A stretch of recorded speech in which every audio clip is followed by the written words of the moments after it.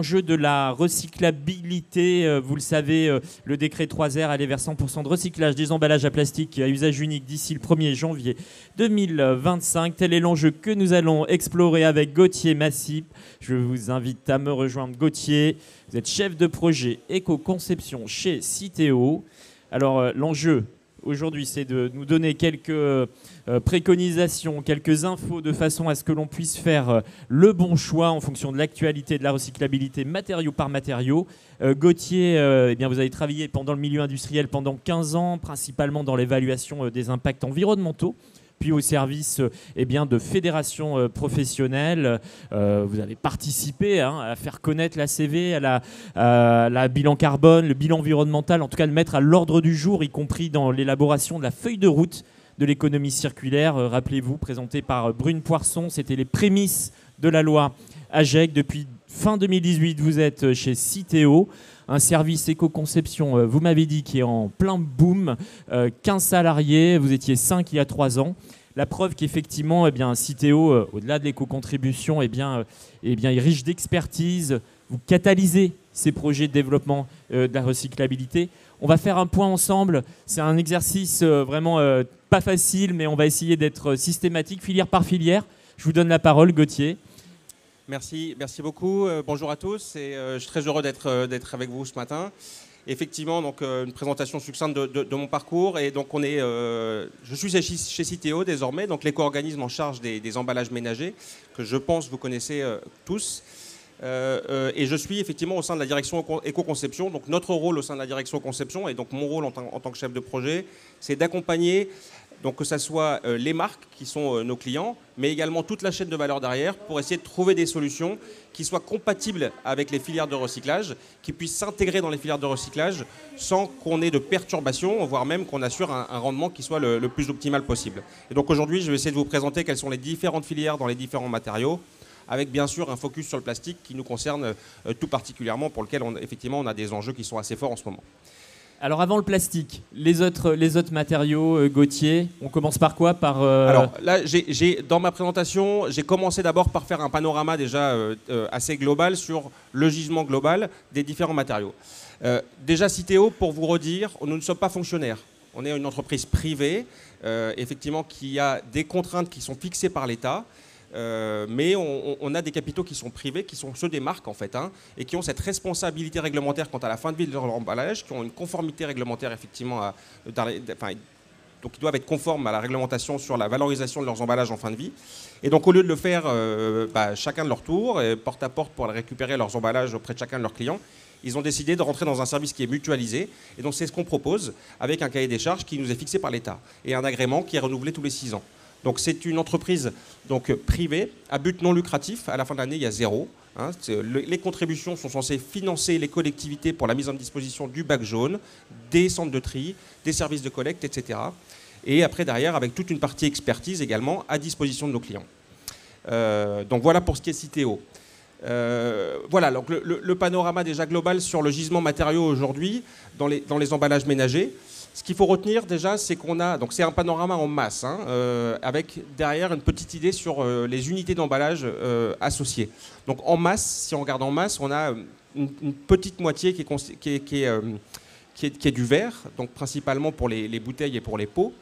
Après, on va avoir un petit quart qui va être du plastique, environ 1 200 000 tonnes.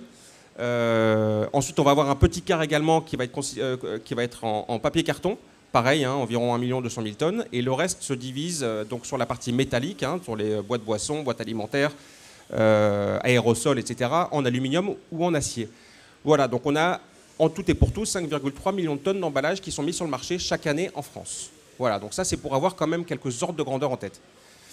Donc après, derrière, on a sur ces emballages recyclables, on va dire déjà 90% qui sont considérés comme totalement recyclables. Un emballage en verre, un emballage en acier, en aluminium, c'est considéré comme totalement recyclable dans le sens où les procédés sont des procédés thermiques pour les 3 que je viens de citer et qui ne demandent pas... on va avoir des attentions un peu particulières quant à la conception, mais on n'a pas des grosses problématiques comme on peut retrouver par exemple dans le plastique et aussi dans une moindre mesure dans le papier carton. Effectivement, j'ai fait un focus sur le plastique. Sur le plastique, aujourd'hui, sur les 1 200 000 tonnes d'emballages qui sont mis sur le marché, on a en gros 2 tiers qui sont considérés comme déjà recyclables à date. Donc ça veut dire que si on les mettait tous dans la poubelle jaune, on serait capable d'effectivement déjà d'en recycler les 2 tiers. Parce qu'ils sont complètement compatibles avec les filières qu'on a. Après, derrière, on a encore une quinzaine de pourcents qui sont pour les filières en développement, dont on va parler rapidement aujourd'hui. Et on a une vingtaine de pourcents pour lesquels, là, vraiment, on a besoin de faire une bascule. C'est-à-dire qu'on a, par exemple, des complexes multicouches pour lesquels, aujourd'hui, il n'existe pas de filière de recyclage. A priori, il n'y aura pas de filière de recyclage non plus à court ou moyen terme sur ces solutions-là. Donc l'idée, c'est plutôt essayer de les basculer vers une solution d'emballage qui sera, elle, pour le coup, recyclable et qui sera en capacité d'intégrer des filières de recyclage. Voilà. Et donc ça nous amène, alors je reviendrai bien sûr sur les différentes filières, mais ça nous amène à la partie performance. Aujourd'hui, c'est important quand même de savoir où est-ce qu'on en est aujourd'hui sur ces indicateurs-là. Et on a aujourd'hui sur la partie recyclage, alors je vous ai mis les papiers également parce qu'on est responsable aussi de la gestion des papiers graphiques, magazines, etc. Mais ce qui nous importe aujourd'hui, c'est plutôt la partie gauche. Et on a un taux de recyclage aujourd'hui des emballages qui est de l'ordre de 68%. Donc on a quasi atteint les 70. Avec la crise Covid, on a malheureusement redescendu un petit peu parce qu'on a eu des centres de tri qui ont dû fermer, il y a eu des difficultés. Mais voilà, on est sur quand même une tendance plutôt haussière et autour de 70%, mais avec une grande disparité en fonction des matériaux. On a des matériaux qu'on recycle très bien, qui sont assez aisés à capter et pour lesquels effectivement les procédés de recyclage marchent bien. D'autres pour lesquels effectivement c'est plus compliqué. Et en plus, on a des consignes de tri qui ont évolué. Ça aussi, je vais y revenir. L'évolution des consignes de tri, c'est important. Pendant un certain temps, on avait des consignes de tri qui étaient un petit peu complexes, avec une philosophie qui était de dire mettons dans le bac jaune ce qu'on est capable de recycler. Et donc, du coup, on avait, par exemple, sur la fraction plastique, uniquement les bouteilles et flacons qui étaient à mettre dans le bac jaune, mais pas les autres matériaux. Aujourd'hui, on veut vraiment simplifier tout ça, et c'est ce qu'on appelle l'extension des consignes de tri. J'imagine qu'on a déjà pratiquement 2 tiers des Français qui sont concernés. L'idée, c'est de dire emballage, bac jaune. Simple. Et après, derrière, ça ne signifie pas forcément que l'emballage que vous mettez dans le bac jaune est parfaitement recyclable, mais par contre, ça vous simplifie la vie à vous. Vous n'avez plus de questions à vous poser. Ça massifie ce qu'on va retrouver dans le bac jaune et donc dans nos centres de tri. Et derrière, on va pouvoir, je vais y revenir, mais on va pouvoir avoir de maximum d'emballage dans les centres de tri et nous capter ce qu'on est capable effectivement de recycler. Donc voilà sur les indicateurs principaux. Alors l'acier, c'est assez facile à recycler. L'acier, comment ça fonctionne, je ne vais pas revenir dessus, mais la filière acier, ça marche comment? L'emballage, il est dans le centre de tri, il y a des aimants, c'est capté, et derrière, ça part dans la filière de la sidérurgie, par exemple à Dunkerque, chez nos partenaires d'ArcelorMittal, qui vont pouvoir réincorporer cet acier dans leur production de matières premières pour, par exemple, faire des bobines, pour faire des portières de voitures, par exemple. Voilà. Pour l'aluminium, le procédé est un peu plus compliqué. En plus, on a des aluminiums qui sont quelquefois souples, qui sont beaucoup plus légers, beaucoup plus difficiles à capter. Par exemple, le foil de votre tablette de chocolat, par exemple, c'est plus difficile à capter qu'une boîte de conserve. Et donc forcément, on a des performances en termes de captage et de recyclage de l'aluminium qui sont un peu plus compliquées. Là, pour le coup, ce n'est pas un aimant. L'aluminium n'est pas magnétique. Donc on va utiliser ce qu'on appelle des machines à courant de Foucault, qui vont repousser en fait l'aluminium. Et donc en fonction de sa densité, en fonction de la géométrie qu'il aura, on va être plus ou moins bon en termes de captage. Papier, carton et plastique, vous voyez qu'on a encore une fois là, des marges de progrès qui sont importantes. Je vous invite à regarder notamment le chiffre sur les bouteilles et flacons de plastique qui sont historiquement dans les consignes de tri. La raison pour laquelle aujourd'hui on a des chiffres qui sont aussi bas, c'est principalement parce qu'en fait le geste de tri malheureusement n'est pas systématique. Et c'est des bouteilles qu'on ne retrouve pas malheureusement dans le bac jaune. Une bouteille qui finit dans le bac jaune, c'est une bouteille qui est quasiment systématiquement recyclée. Donc le fait qu'on arrive aujourd'hui, on va dire qu'on est capable d'arriver à 6 sur 10 aujourd'hui, et c'est des chiffres qu'on a déjà atteints. Encore une fois, on a eu des soucis dernièrement avec la crise Covid notamment, mais 60% c'est des chiffres qu'on atteint, mais les 40% qui restent, c'est malheureusement la collecte, c'est le geste de tri. Et c'est là-dessus aussi qu'il faut qu'on trouve aussi des solutions pour mieux communiquer, mieux sensibiliser. Et le verre, c'est la colonne de verre classique. On a comme on le disait juste avant dans la conférence, aujourd'hui des réflexes qui sont quand même bien ancrés sur la question du verre. Alors, les fameux 3 R, moi mon travail c'est faire de l'éco-conception. Donc c'est vraiment de voir dans quelle mesure vous êtes en capacité, vous, en tant que metteur sur le marché de produits emballés, de diminuer votre empreinte environnementale en ce qui concerne les emballages. Et donc en fait, on va dire qu'il y a 3 gros leviers. Il y a ce qu'on appelle la réduction, faire en sorte qu'on utilise le juste emballage, la quantité qui est vraiment optimale et quantité de matière mobilisée qui répond vraiment aux besoins de votre produit. Bien sûr, travailler sur la recyclabilité de cet emballage, évidemment. Et on voit, et là, et encore une fois, la conférence qui vient d'avoir lieu sur Berny est une très bonne illustration. On travaille également avec eux sur la question du réemploi. Et on a des objectifs également qui nous sont fixés par les pouvoirs publics dans notre cahier des charges, qui nous obligent aussi à consacrer une partie de notre chiffre d'affaires et une partie de nos ressources et de nos activités à développer cette question du réemploi, avec des objectifs qui sont fixés et qui sont quantifiés. Donc sur la question de la réduction, l'emballage idéal, je pense que Fabrice a dû en parler, hein, le juste emballage, c'est quelque chose qui commence à rentrer un petit peu aujourd'hui dans les consciences. Donc en fait, il faut avoir conscience que l'emballage, il est là aussi pour protéger le produit. Donc il y a une notion de durabilité, de non-gaspillage du produit qui est emballé, notamment dans l'agroalimentaire. Et on dit souvent, et c'est un chiffre c'est une moyenne, hein, c'est un chiffre qui est donné par l'ADEME, que dans le couple produit-emballage, l'emballage, en termes d'impact environnemental, représente en gros, en moyenne, 5%. Alors, pour une bouteille d'eau, ça sera plus autour de 30 ou 40%, mais il y a des emballages pour lesquels c'est bien moindre. Donc, en moyenne, dans le couple produit-emballage, la part qui est liée à l'emballage dans les indicateurs environnementaux, c'est 5%. Donc, c'est quand même assez faible. Donc, l'idée de l'emballage, c'est de faire en sorte que les 95% des impacts environnementaux qui sont liés au produit qui est emballé, on puisse les amener le plus loin possible, c'est-à-dire que ça soit le plus durable possible, que ça ne soit pas gaspillé, qu'on ne se retrouve pas à ne pas consommer le produit qui effectivement a été emballé. Voilà. Donc c'est pour ça qu'on a besoin d'un juste emballage. Pas trop d'emballage, pas plus de matière que celle qui est nécessaire, mais par contre effectivement suffisamment pour qu'on n'ait pas de gaspillage par rapport au produit. Poids carbone de la matière première, je le rappelle, en moyenne 60% pour un produit alimentaire, jusqu'à 80-85% lorsqu'il s'agit d'une origine animale. C'est important d'avoir ces genres d'ordre de grandeur effectivement en tête. Ça nous permet de replacer le débat et la question qu'on est en train de se poser à sa juste place. Un couple produit-emballage. Voilà, exactement. Et avec un plus en emballage qui n'a pas uniquement des fonctions. Alors, il y a tout un tas de fonctions en fait, hein, ce que je rappelle. Et quand on fait de l'éco-conception, on vient rajouter un critère supplémentaire qui est effectivement ce souci sur l'indicateur environnemental et cette contrainte supplémentaire par rapport à tout un tas de critères et de contraintes qui existent déjà pour les emballages. Donc c'est quoi un emballage qui est recyclable? Parce que quand on parle des filières de recyclage, en fait on aimerait savoir si notre emballage est effectivement recyclable ou pas. Et en fait aujourd'hui il n'y a pas de définition claire sur ce qu'est un emballage qui est recyclable. Qu'est-ce que ça veut dire recyclable? Il y a quelque chose que je dis souvent quand même et c'est important d'avoir en tête. Et c'est important que vous l'ayez aussi en tête quand vous discutez avec vos fournisseurs ou avec vos partenaires. Quand on vous dit c'est recyclable, est-ce que c'est recyclable de manière industrielle ou est-ce que c'est recyclable sur une paillasse? Dans l'absolu, tout est recyclable. Tout dépend du temps, de l'énergie, des moyens qu'on est prêt à y mettre. Mais tout est recyclable. Même un multicouche complexe, si on veut le délaminer, on prend du temps et on utilise les produits nécessaires et on va être capable de le délaminer et puis après séparer les différentes fractions et recycler tout. Mais industriellement, c'est pas tenable. Donc en fait, la définition de recyclable, c'est savoir si effectivement derrière, est-ce qu'on a une filière industrielle qui est effectivement capable de récupérer cet emballage, ce matériau et derrière d'en refaire une matière première. Donc aujourd'hui, on a un complexe aujourd'hui qui est assez, un contexte de ce point de vue-là qui est assez flou. Et nous, Citeo, on essaie de travailler à pousser une définition du recyclable. Qu'est-ce que ça veut dire recyclable? On a des initiatives à la fois normatives ou volontaires via des groupements européens ou nationaux qui sont mis en place. Vous voyez, on les a tous cités ici. Mais voilà, aujourd'hui, il n'y a rien du point de vue réglementaire qui dit un emballage recyclable, c'est... et avec quelque chose qui est très clair et qui est partagé par toute la profession. Mais c'est quelque chose sur lequel vraiment on essaie d'avancer. En tout cas, nous, notre proposition, alors je vais passer sur cette slide parce que je reviens après, c'est ça. Un emballage recyclable, c'est quoi? De notre point de vue. Et c'est ça qu'on essaie de pousser et c'est ça qu'on essaye aussi, nous, qui nous paraît être la bonne solution, ou en tout cas la bonne définition. C'est un emballage qui est bien collecté. Donc déjà, qui a la bonne consigne de tri.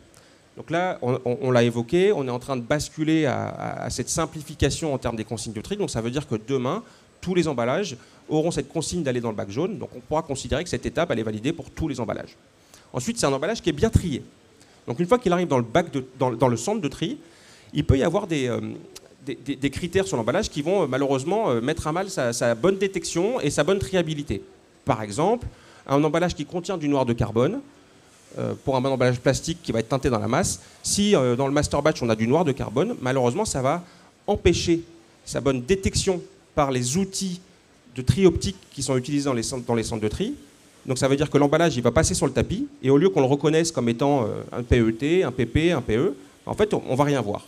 Parce que le noir de carbone absorbe l'ensemble du rayonnement infrarouge, et donc on ne verra rien. Et donc l'emballage, il va finir dans les reflux. Donc ça, c'était un emballage qui avait une bonne consigne de tri, qui était bien capté, mais malheureusement, qui au niveau du centre de tri va pas être bien trié. Donc on considérera ça comme un emballage qui n'est non recyclable, parce que dès l'étape 2, il ne répond pas. Alors, on s'assure de sa bonne détection, on s'assure de sa bonne orientation en centre de tri. Derrière, on s'assure qu'effectivement, on a une filière de recyclage qui est industrielle. Donc là, et c'est important de voir ça, auprès d'opérateurs avec qui on travaille, tout un tas d'industriels sur le territoire national et européen avec qui on travaille au quotidien. 99% des emballages issus de nos centres de tri partent vers des opérateurs de recyclage, soit français, soit européens, majoritairement français. Le grand export, comme on l'appelle, c'est quelque chose qui est vraiment anecdotique. Alors, malheureusement, ça existe pour certains flux, mais de moins en moins. Mais encore une fois, c'est 99% sur le territoire français et européen. Et après, derrière, il faut qu'on ait des débouchés aussi pour la matière recyclée. C'est important que la matière qui va être régénérée par ces acteurs du recyclage trouve une nouvelle application. Dans l'emballage, quand c'est possible, mais éventuellement dans d'autres filières industrielles. Moi, j'ai aucun problème à ce que ma boîte de conserve en acier finisse en portière automobile. L'important, c'est qu'elle vienne se substituer à une matière première vierge. C'est ça l'idée. Voilà. Et si c'est plus pertinent, en plus, du point de vue des... Si ArcelorMittal est à côté de l'usine Renault qui fait des portières, moi, ça me va très bien que ça parte chez Renault plutôt que ça parte à l'autre bout de la France pour aller faire des boîtes de conserve. Voilà. Ensuite, l'extension des consignes de tri, je l'ai rapidement évoqué. Avant, on avait ces consignes de tri qui étaient effectivement un peu restrictives. Aujourd'hui, on essaie de faire simple. Tous les emballages dans le bac jaune. Et on a fait évoluer l'infotri. Ça, j'imagine que vous avez dû voir aussi, enfin, si certains sont metteurs sur le marché de produits emballés, vous avez dû faire évoluer votre infotri de manière à effectivement la faire adopter les nouveaux codes qui ont été adoptés fin 2021. Mais maintenant, tout le monde a la possibilité de dire que son emballage est bien à mettre dans le bac jaune, même si dans certaines régions, on n'a pas encore franchi le cap de cette modernisation des centres de tri. C'est des choses qui sont en train de se mettre en place, et comme je disais, on devrait arriver à 100% des Français concernés en 2023-2025. Voilà les filières de recyclage existantes en 2025, celles sur lesquelles on a aujourd'hui des garanties quant à leur existence. Alors, on a celles qui sont vertes, c'est celles qui existent déjà aujourd'hui, et on a les 3 qui sont en orange, qui sont ce qu'on appelle les filières en développement, et je vais y revenir. Je vais y revenir spécifiquement sur ces 3 filières qui sont, j'imagine, aussi intéressantes pour vous. Verre, acier, alu, carton, brique, bon, bah là, il n'y a rien de très nouveau, c'est des choses qu'on connaît bien. Dans le plastique, ce qui est important de regarder, c'est qu'on a aujourd'hui plusieurs filières. Dans le PET, on a le PET clair, donc PET clair bouteille, boisson, jus, etc. La seule résine aujourd'hui qui a la possibilité de revenir au contact alimentaire. C'est la seule aujourd'hui pour lesquelles on a des procédés de recyclage et de décontamination, et pour lesquels on va être capable de faire revenir ce PET, refaire une bouteille, refaire une barquette, refaire un pot. Un recyclage mécanique quand les autres... Recyclage mécanique, voilà. Recyclage mécanique, c'est important de le préciser, effectivement. Ensuite, on a les bouteilles en PET colorées ou opaques, pour lesquelles on a des solutions de recyclage aussi. Pour rappel, PET opaque, on a eu des soucis il y a quelques années. Les choses se sont bien solutionnées depuis, notamment en optimisant ce qu'on appelle la charge minérale. Donc c'est le TiO2, le dioxyde de titane qu'on mettait dans le PET, qui permettait d'avoir cette barrière, notamment à la lumière. C'est utilisé dans le lait, le lait longue conservation. On avait besoin d'avoir cette barrière à la lumière, aux UV. Donc on avait besoin d'avoir ces charges minérales. On a optimisé leur concentration dans le PET, et donc on arrive très bien à recycler le PET opaque aujourd'hui. Un seuil de 4% au-delà duquel un malus intervient. Exactement. Donc c'est via effectivement des malus qu'on met en place. On dit si vous allez au-delà de 4%, vous payez plus cher. Si vous restez en deçà, on considère que cet emballage est recyclable, donc vous n'avez pas à payer plus cher. On a PP et PE en rigide, pour lesquels aussi les filières marchent très bien, et on a des opérateurs qui recyclent ça très bien. Et le souple polyéthylène, donc là, c'est typiquement le pack d'eau, le pack de lait, éventuellement autour du papier toilette ou autour des mouchoirs aussi. Ça va être ce polyéthylène qui est plus extensible, qui va être plus étirable qu'un PP, qui pour le coup, lui, va être parfaitement déchirable, très droit, etc. Donc on voit bien la différence entre les deux résines. Donc le souple PE, on a déjà des filières, avec des acteurs français, un Barbier, Macaon ou Reborn, qui recyclent déjà très bien ce type ce type d'emballage en PE souple. Alors Gauthier, les filières en développement. Alors les filières en développement. Alors voilà, j'ai passé rapidement. Juste, je voulais revenir sur le papier carton. Et après derrière, j'ai Effectivement. ouais, papier carton quand même. On n'en parle pas parce que souvent c'est le plastique. On a tout un tas d'enjeux sur le plastique, comme je disais, mais on a quand même des enjeux sur le papier carton. Et avec notamment beaucoup de travaux qui sont faits en termes d'éco-conception pour trouver des solutions aux 4 problématiques que j'ai mentionnées ici, qui sont en fait les barrières. Aujourd'hui, le carton, malheureusement, n'est pas forcément barrière à l'eau, n'est pas forcément barrière au gaz. Donc, comment on peut apporter ces nouvelles barrières à ce matériau? La soudabilité, la scellabilité, comment on peut faire en sorte qu'effectivement un matériau papier-carton puisse apporter cette notion de scellabilité. Aujourd'hui, il n'y a que le plastique qui répond à ça. Donc, si vous avez, par exemple, un sachet qui se dit en papier, mais qui est scellable, a priori, il a un peu de plastique quand même. Alors, Gauthier, justement, alors ce matin, on a vu déjà les applications fruits et légumes, un rayon encadré par la loi AGEC, les perspectives dans le domaine de la biscuiterie ou aussi le carton a des propriétés intéressantes. Mais pour les autres applications, les recherches effectivement vont notamment vers des polymères naturels, des évolutions sur les fibres. Ouais. La question c'est plastique ou pas plastique? Alors ça c'est la SUP avec les lignes directrices, la Single Use Plastic qui est la directive un peu cadre au niveau européen et derrière qui en découle la loi anti-gaspillage économie circulaire en France, c'est la transposition. Donc là effectivement, est-ce que c'est un plastique, pas un plastique? Il y a encore énormément de discussions, encore énormément d'échanges avec les personnes de la Commission européenne. Voilà, tout ça va s'affiner. L'idée, c'est qu'il y a une transformation chimique tout de même. Bien sûr, mais en fait, il y a tout un tas de questions qui se posent. Est-ce que s'il est assure juste la scellabilité, est-ce qu'on considère qu'il est quand même composant structurel principal, etc. Enfin, il y a tout un tas de questions qui se posent. Mais oui, la règle dit, dès qu'il y a un polymère qui a été transformé chimiquement, c'est un plastique. Et même si c'est de 0,02%. Voilà. Donc c'est ça la règle aujourd'hui de la Commission européenne. Donc voilà, on travaille sur ces problématiques-là de transparence, aussi de forme 3D sur les emballages papier-carton. Mais on a des exemples sur des choses qui marchent très bien, avec par exemple ce gobelet qu'on a réussi à modifier avec nos partenaires et qui apporte une solution avec une induction PVOH qui va venir effectivement assurer la résistance à l'état humide et diminuer grandement la quantité de film plastique qui est effectivement imposée sur un gobelet. Donc voilà, donc on a des solutions aujourd'hui sur lesquelles on travaille sur ce type d'emballage. Et alors un emballage est recyclable à quelle hauteur de la part de carton? On est à 50% actuellement. En France, c'est toujours 50%. Toujours. Enfin, on considère c'est toujours le terme important. Ouais. Aujourd'hui, on considère qu'un emballage est un emballage qui va rentrer dans la filière papier-carton dès lors qu'il a plus de 50% en masse de papier-carton. On le disait tout à l'heure, c'est beaucoup moins qu'en Belgique, en Allemagne, donc à prendre la question est sur la table. Je ne suis pas du tout expert de papier-carton, je ne pourrais pas vous donner beaucoup plus d'informations par rapport à ça. Mais la question est sur la table, effectivement, de l'évolution de ce seuil ou non. Voilà. Mais effectivement, c'est important de noter qu'on est bien dans deçà de ce que font les Belges, les Hollandais, les Allemands, etc., qui ont des seuils qui sont bien plus hauts aujourd'hui pour considérer qu'un emballage est en papier-carton. Donc voilà, on y vient. Déjà, c'est important quand on va parler des nouvelles filières de recyclage, quelles sont les conditions nécessaires. Et les conditions nécessaires, c'est il faut toujours se dire qu'un industriel qui va monter une filière de recyclage, il a besoin d'avoir une certaine garantie en termes d'appro matière. C'est-à-dire que s'il ne sait pas quel va être l'approvisionnement en termes de gisement qu'il aura dans le temps, ça va être difficile pour lui de dimensionner son usine, de savoir exactement quelle technologie il doit utiliser, etc. Donc il faut avoir un gisement d'emballage suffisant et en termes de qualité également qui soit bien précis, en tout cas bien cadré. Il faut qu'on ait des technologies de tri qui fonctionnent bien. Et des technologies par exemple aussi de décontamination si on veut revenir par exemple au contact alimentaire qui fonctionne bien et avec des rendements qui sont efficaces. Et enfin il faut qu'on ait des débouchés, c'est-à-dire qu'il faut qu'on ait aussi des gens derrière qui soient capables d'acheter cette matière et de trouver des équilibres économiques. Donc c'est ça qu'on essaie de trouver sur les 3 filières en développement sur lesquelles je vais revenir. Alors le polystyrène. Sur le polystyrène, effectivement, polystyrène qui est on va dire 100 000 tonnes, 105 000 tonnes aujourd'hui de polystyrène qui sont mis sur le marché en France, principalement dans les produits laitiers frais, yaourt, pour faire simple. Et on va retrouver également un peu de polystyrène moussé ou expansé dans les éléments de calage ou certaines barquettes, volailles, poissons, etc. que vous pouvez... voilà. Donc, qu'est-ce qu'on fait de cette résine plastique-là, qui est parfaitement recyclable, mais pour lequel, aujourd'hui, il n'y a pas de filière. C'est-à-dire que, elle n'était pas dans les consignes de tri pendant très longtemps. elles commencent effectivement à intégrer le bac jaune et donc se retrouver dans les centres de tri. Et deux, effectivement, on n'avait pas d'acteurs, d'opérateurs de recyclage qui s'étaient positionnés pour recycler cette matière.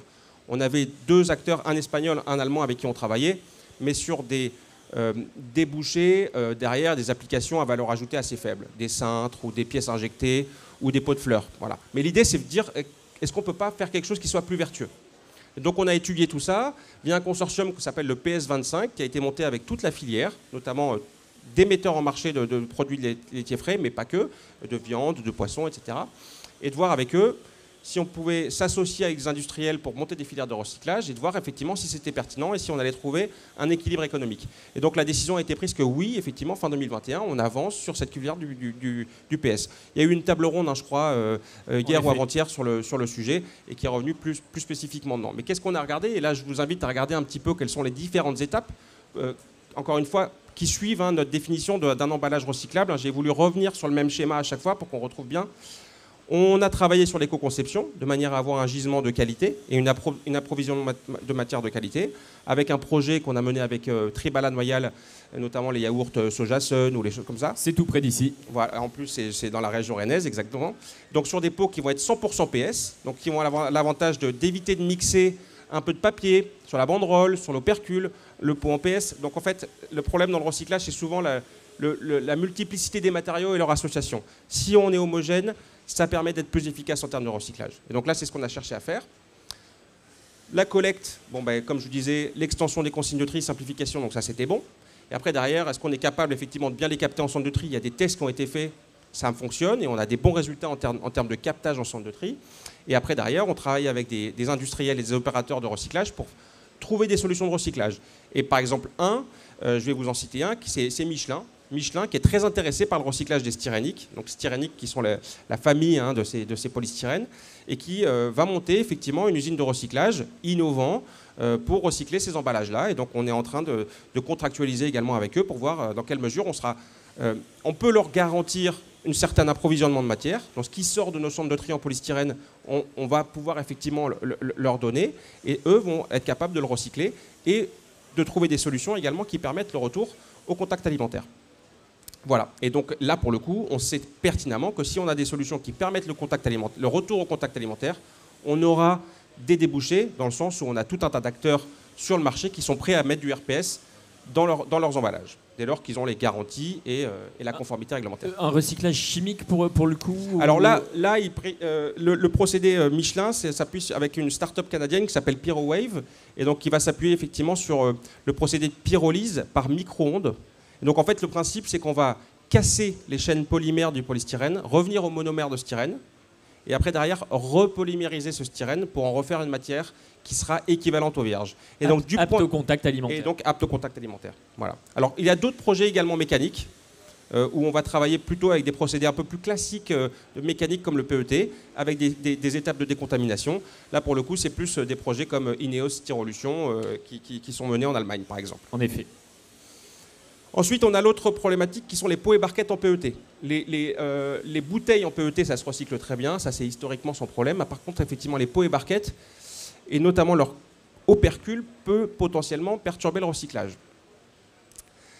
Alors, les filières de recyclage du PET aujourd'hui, qu'est-ce qui fonctionne bien? Je l'ai déjà mentionné, on a le PET clair, sans problème, dans les consignes nationales depuis très longtemps, avec parfaitement capté en centre de tri, avec des débouchés derrière sur la matière. Donc, on remplit toutes les cases.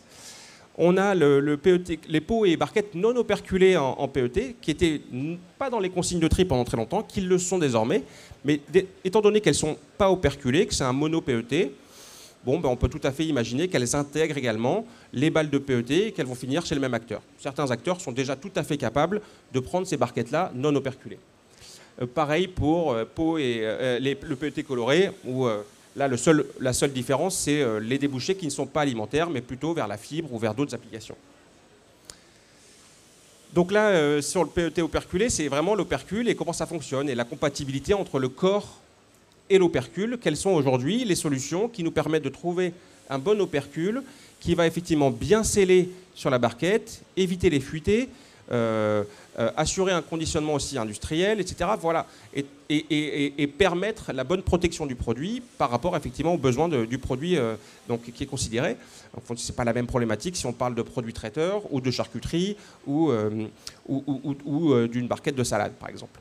Et donc voilà, donc là on travaille, nous, alors c'est vrai sur le PET, mais à noter qu'également on a des travaux également sur les barquettes PP et les solutions d'operculage de la même manière pour trouver les bonnes solutions. Et donc on teste des solutions, soit on joue sur les densités. Le PET, pour rappel, c'est une densité qui est supérieure à 1, de l'ordre de 1,3. Donc on va essayer de trouver des solutions d'opercules qui vont être capables de se détacher assez facilement et qui vont avoir des densités qui sont inférieures à 1. De manière après à ce que quand on passe dans des bains de flottaison, on va avoir le PET qui va couler et on va avoir tous les opercules qui vont rester à la surface. Et comme ça, on va pouvoir bien distinguer la matière, récupérer le PET qui nous intéresse et les opercules. Soit on est capable de les récupérer parce qu'ils sont constitués d'une matière et qu'on est capable de les recycler, mais souvent c'est quelques pourcentages sur la masse totale de l'emballage. Et si on arrive à récupérer déjà le corps dans son intégralité et à bien le recycler, c'est déjà une belle première étape. Ensuite, donc là, voilà, pour revenir, on a des travaux en termes d'éco-conception avec les charcutiers, avec les gens également dans les produits traiteurs. Enfin, on a des associations professionnelles avec qui on travaille et des entreprises en direct sur des projets de compatibilité, encore une fois, opercule barquette. Donc là, c'est sur la partie gauche, côté éco-conception. Collecte, je l'ai déjà mentionné, mais simplification du geste de tri. Donc ça, c'est bon, l'étape est cochée.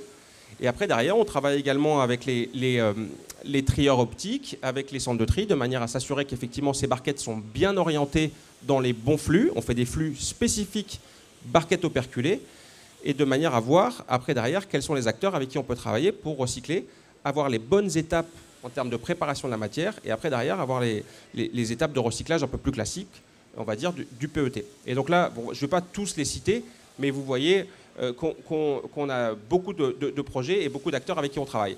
Et un dernier point, sur les débouchés, on essaye d'inciter effectivement ces projets via la mise en place de modulation, donc de bonus sur notre tarif. C'est-à-dire que les metteurs en marché contribuent à hauteur de ce qu'ils mettent sur le marché comme emballage, mais ils peuvent contribuer plus ou moins en fonction des efforts qu'ils font, ce qu'on appelle les modulations sur la contribution. Et notamment sur le PET et les barquettes, on dit si vous récupérez un RPET issu de recyclage de pots et barquettes, donc vraiment sur des filières nouvelles, spécifiques, etc., on va vous subventionner, entre guillemets, assez fortement ce RPET. Et donc ça permet d'être incitatif quant à l'utilisation de ces matières-là. Et donc finalement, ça fait cascade un petit peu le long de l'achat de valeur. En atteignant du coup les volumes significatifs, seuil pour mettre en place la filière. Exactement. Et c'est toute l'idée, c'est vraiment de mettre le pied à l'étrier. Et enfin, dernière filière qui est en développement, c'est les souples polyolépines. Donc, je vous l'ai dit, le polyéthylène basse densité, c'est aujourd'hui une filière qui existe déjà dans la partie mécanique. Alors, c'est plutôt sur les polypro souples qu'on travaille fortement. Mais voilà, on prend le sujet dans son ensemble parce que c'est une famille qui se ressemble quand même pas mal. Et les acteurs avec qui on travaille seront en fait en capacité de prendre à la fois du PE et du PP. Et donc là, c'est pareil, on travaille de la même manière sur des travaux d'éco-conception. Donc là, pour le coup, c'est plus, c'est pas encore aussi mature que ça l'était sur le PET operculé ou le PS, mais on a déjà des travaux d'éco-conception sur ce sujet. Mais on a surtout la mise en place de projets à moyen long terme. Enfin, encore une fois, moyen long terme, quand on parle de recyclage des emballages, c'est en fait à 2-3 ans, en fait, parce qu'on a des échéances qui sont quand même très très proches. Et donc on travaille avec notamment des industriels de la chimie, qui sont très intéressés aussi par récupérer ces polyoléphines. En fait, on voit dans le plastique ce qui se passe dans les autres filières. C'est-à-dire que le plastique, jusqu'à présent, c'était quand même un cas un peu particulier où en fait, on avait des opérateurs de recyclage qui n'étaient pas du tout les mêmes acteurs que les matières premières. Dans le carton, dans l'acier, dans l'aluminium, ceux qui recyclent sont à peu près les mêmes que ceux qui font la matière première. Ben là, on est en train de voir à peu près la même chose qui est en train de se faire dans le plastique, c'est-à-dire que les fournisseurs de matières premières sont en train de se rendre compte qu'ils ont aussi la responsabilité de la fin de vie et du recyclage. Et donc, les Total, les Eni, les Repsol sont en train aussi de rentrer dans le marché du recyclage. Et donc, c'est ce qu'on voit notamment dans certains procédés. Là aussi, c'est des procédés qui sont innovants, alors, soit chimiques, mais chimiques, on met un peu plein de choses derrière. Il peut y avoir de la dissolution enzymatique, il peut y avoir de la dépolymérisation, il peut y avoir des choses qui sont plus autour de la pyrolyse, effectivement, et après derrière du vapocraquage, etc. Voilà, donc on a tout un tas de projets, mais sur le PP souple, l'idée c'est vraiment aussi d'arriver à une filière pérenne, équilibrée économiquement et qui nous permette de recycler et d'arriver à avoir des PP recyclés en fin de vie. Le PP souple, Gauthier, peut-être pour juste dire quel type de produits sont on va retrouver les barres chocolatées, par exemple. Voilà. Le PP souple, ça va être un PP qui est au contraire du PPE, qui encore une fois s'étire et ce qu'on retrouve dans le pack d'eau. Hein, vous voyez, vous êtes capable de bien l'étirer avant qu'il cède. Le PP souple, pour le coup, il va tenir, mais par contre, si vous le cassez, il va vraiment se fondre de manière très propre. Et c'est comme ça qu'on le reconnaît peut-être un peu plus. Voilà. Ouais, c'est clair. Il va être plus craquant aussi, par exemple. Voilà, donc après derrière j'ai fait un petit focus sur les différentes filières les différents projets d'éco-conception qu'on peut avoir. J'en ai mentionné quelques-uns, mais pour vous dire que voilà, on monte des projets avec des industriels, mais pas uniquement nos clients. Hein. On va travailler bien sûr avec nos clients, mais avec toute la chaîne de valeur derrière. On va essayer d'aller voir le fabricant d'emballage, le fabricant de matières premières, et voire même on va essayer d'intégrer également le recycleur, parce que tout ce qu'on va concevoir, c'est important que lui aussi puisse dire moi ça je peux le faire ou ça je ne suis pas en capacité de le trier ou de le recycler. Donc voilà, c'est des projets qu'on mène qui vont de la conception effectivement par exemple de manchons sur des bouteilles jusqu'à l'incorporation de PE recyclés dans des enveloppes pour la Redoute par exemple. Voilà, donc ça c'est assez large. Le mot de la fin, Gauthier. Voilà, j'y viens. De la même manière, des projets de recyclage également avec des acteurs nombreux et variés. Et voilà, pour finir, je voulais juste vous mentionner quels sont les différents outils qui peuvent vous accompagner, que Citeo met à disposition. L'outil TRI, qui est un test de recyclabilité qui vous permet d'avoir des éléments sur la recyclabilité de votre emballage. Le Cotrep en ce qui concerne les emballages plastiques, mais en fait j'aurais pu rajouter le CEREC également qui existe pour les papiers cartons. Et on est en train de monter des comités matériaux également sur les métaux. Qui vont permettre en fait derrière d'avoir des recommandations d'éco-conception qui seront partagées par tous les acteurs de la chaîne de valeur. Et enfin, bien sûr, Citeo qui est là en tant que... Alors, s'il y a des metteurs en marché de produits emballés, qui est là au quotidien pour vous accompagner, vous aider et vous orienter vers les meilleures solutions. Voilà, et donc on travaille, encore une fois, au quotidien. On vous l'avait dit, 15 personnes en éco-conception, c'est à peu près l'équivalent dans l'équipe recyclage. Donc voilà, l'idée, c'est vraiment... Comme je disais, moyen-long terme, pour nous, c'est 2-3 ans. Donc, c'est vraiment accélérer, faire en sorte que ces filières de recyclage voient le jour et soient quelque chose de concret dans les années, les mois et les années à venir. Merci Gauthier pour cette présentation très riche en informations. C'est le moment effectivement de l'échange avec la salle. On a le temps pour des questions-réponses. N'hésitez pas à vous manifester. Je vous rappelle que la conférence est en live sur mycefia.com et sera disponible en replay. Alors, un micro circule dans la salle. Des questions pour Gauthier sur ces filières, l'état des lieux des filières, peut-être en développement, des questions sur des matériaux précisément. J'ai dit beaucoup de choses. Alors, il y a eu beaucoup de choses, beaucoup d'informations. Allez, s'il n'y a pas de questions, je me lance et puis on vous redonnera la parole. Je fais un focus, peut-être le seul matériau dont on n'a pas parlé, Gauthier, mais parce qu'il ne représente pas encore des volumes importants. Un grand opérateur, Fleury-Michon, a lancé des plats cuisinés en barquette bois. Quid de l'état des lieux de cette filière? Qu'est-ce qu'on peut dire aujourd'hui? Alors, le bois a la même obligation que les autres matériaux, c'est-à-dire être recyclable, donc avec... le décret 3R 2025, mais avec une contrainte réglementaire en termes de mise en marché en 2030 quand même, qui est une barrière qui va arriver. Donc il faut effectivement qu'ils soient en capacité de prouver qu'il est bien recyclable. Donc est-ce qu'on aura déjà à ce moment-là une définition sur ce qu'est un emballage recyclable? C'est important, quand même, je suis revenu dessus. Après, derrière, il faut bien savoir que quand on parle de recyclage, c'est des volumes qui sont importants. Il faut qu'on arrive à des niveaux de volume qui sont suffisants pour que derrière, un opérateur de recyclage puisse aussi trouver son bon équilibre financier, son bon équilibre économique et que la filière puisse voir le jour. Nous, derrière, on essaie de contribuer au maximum et d'aider ces choses-là à voir le jour. Et après, il faut trouver aussi le bon optimum en termes d'impact environnemental. Et ça, c'est les études qu'on est en train de mener. On est en train de mener des études d'impact sur la filière bois pour voir est-ce que finalement on a intérêt à le recycler, est-ce qu'on a intérêt à le valoriser énergétiquement, quels sont les meilleurs scénarios pour le bois dans l'emballage. En tout cas, nous, on est complètement ouverts à ce que le bois, en tant que matériau biosourcé, puisse effectivement intégrer ou en tout cas répondre à certaines problématiques et être la solution pour certains emballages. si tant est que ce n'est pas un bois qui va venir camoufler du plastique, parce que dans ces cas-là, ça n'aurait pas grand intérêt. Bien sûr. Mais par contre, effectivement, le bois en tant que matériau, s'il est pertinent et si cette solution est la bonne, nous, notre but, c'est de trouver la bonne solution de valorisation en fin de vie. Et donc, c'est ce qu'on est en train d'étudier via des études d'impact. Mais il n'y a pas de décision et il n'y a pas de... le couperet n'est pas tombé. Voilà. Une filière qui représente environ 10 000 tonnes par an, donc qui est en cours effectivement de développement. Des questions dans la salle? Alors si, oui, monsieur, on vous amène un micro. Alors merci de vous présenter avant de poser votre question, s'il vous plaît. Oui, bonjour, Olivier Camacho, société Adosis. Alors une question, est-ce qu'il n'y a pas un risque en termes de débouché du plastique, un jour de conflit entre les gens qui veulent le recycler et les gens qui veulent le brûler par rapport à la crise énergétique là, qui se profile? Alors, dans le contexte de la crise énergétique dont vous êtes en train de parler, j'aurais du mal à me positionner parce que les choses sont bien trop pressantes pour savoir effectivement quelles pourraient être les conséquences sur ce sujet-là. Après, derrière, dans ce qu'on appelle les combustibles solides de récupération, qui sont effectivement les fractions qu'on est capable de recycler, fractions qui vont être organiques principalement, donc constituées de papier, carton, de plastique, etc., et qui pourraient venir effectivement substituer certains combustibles. C'est aujourd'hui sur des applications industrielles principalement, et en aucun cas sur de la production d'électricité par exemple, ou des choses comme ça. Aujourd'hui, je ne crois pas qu'il y aurait de concurrence possible, honnêtement. Et puis, encore une fois, les fractions qui sont envoyées en CSR ne sont pas du tout les mêmes que celles qui sont envoyées en recyclage. C'est plutôt ce qu'on n'est pas capable de recycler qu'on va plutôt utiliser comme combustible, mais comme une voie de valorisation qui arrive en second lieu. Et puis, c'est toujours la question de la hiérarchie des déchets. Hein. Ça, c'est la directive cadre européenne qui fixe bien quels sont les procédés de valorisation qu'il faut prioriser. Et donc, là-dessus, le recyclage vient forcément toujours avant la valorisation énergétique.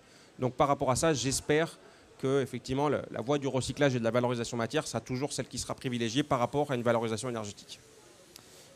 Merci pour cette réponse, Gauthier. On a le temps pour une dernière question. Oui, madame, le micro va vous être amené. Merci de vous présenter avant de poser votre question. Oui, bonjour, donc Gaëlle Vier, je travaille pour la Scamarc et je travaille notamment sur la gamme Volaille. Et donc aujourd'hui, je me posais la question, on a des barquettes en PSE, et donc on a les filières de recyclage donc pour la PSE et aussi pour le PET operculé qui vont se créer. Et donc qu'est-ce qui est aujourd'hui à privilégier, plutôt le PET operculé ou plutôt le PSE?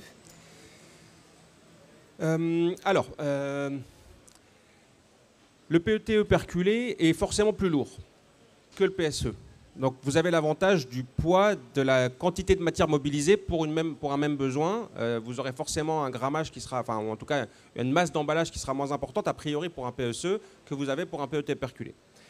Cela dit, après derrière, effectivement sur la question du PS, on l'a vu, hein, aujourd'hui on a 2/3 en gros du gisement de PS, c'est plutôt des pots de yaourt qui vont avoir effectivement une densité qui est supérieure à 1. Et aujourd'hui les préparateurs matière dans le polystyrène, ils vont plutôt opter pour ce tri densimétrique et aller chercher les matières qui coulent. Tout ce qui flotte, ils n'en veulent pas. Donc ça veut dire que tout ce qui va être calage, PS expansé ou XPS un peu moussé, malheureusement ça c'est aujourd'hui, je dis bien aujourd'hui, écarté par les préparateurs matière. On travaille aujourd'hui avec les nouvelles filières de recyclage, par exemple le procédé que je mentionnais de Michelin et Pyrowave. Il est tout à fait compatible avec un XPS ou avec un PSE. Tout à fait compatible. La question, c'est de savoir comment ils vont travailler leur préparation de matière. Et comment, en fait, quelle va être l'étape entre le centre de tri, où nous, on est tout à fait en capacité de bien trier le XPS comme le PS comme le PSE, leur signature en termes de ce qu'on appelle l'infrarouge qui va effectivement identifier l'emballage. Il est identifié de la même manière que ce soit un PS de yaourt, un PS de barquette de volaille ou un élément de calage. Donc on sera capable de le massifier. Bon après, je ne vous cache pas que les éléments de calage très volumineux et très légers, ce n'est pas forcément ce qu'il y a de mieux du point de vue logistique. Mais bon, dans l'absolu, on est capable de le capter et de le massifier. Après, derrière, on est en train de travailler avec ces acteurs-là pour voir, est-ce qu'on vous met que le PS issu de produits laitiers frais, ou est-ce qu'on met également le XPS, est-ce qu'on met également le PSE?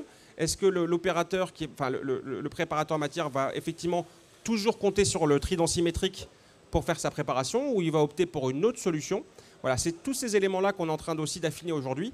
Donc c'est pour ça, c'est difficile pour moi d'avoir un positionnement qui soit strict. Il y a les choses qui sont en train d'évoluer. Ça veut dire votre réponse, c'est qu'il faut attendre encore un petit peu avant de faire son arbitrage.